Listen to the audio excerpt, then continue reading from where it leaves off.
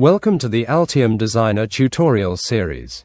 This is tutorial 5, and in today's lesson, I'll show you how to insert teardrops in Altium Designer and explain why they're important for your PCB design. Teardrops are small, tapered connections between a track and a pad or via. They help create a smoother transition and reinforce the joint. Here's the PCB I'm working on. As you can see, the tracks currently have no teardrops.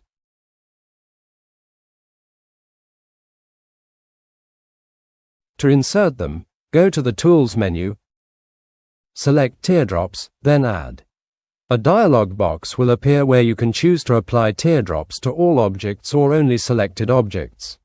You can also adjust the teardrop style and size to suit your preference.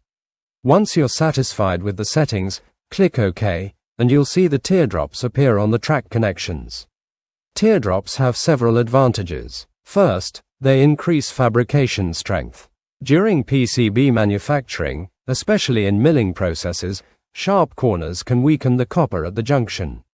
Teardrops make the connection stronger and reduce the risk of track breakage. Second, they improve performance in high-frequency designs. Smooth track transitions help maintain signal integrity and reduce reflections, while abrupt corners can cause impedance mismatches and introduce unwanted effects. Adding teardrops is a small but effective step to improve both the manufacturing reliability and the signal performance of your PCB.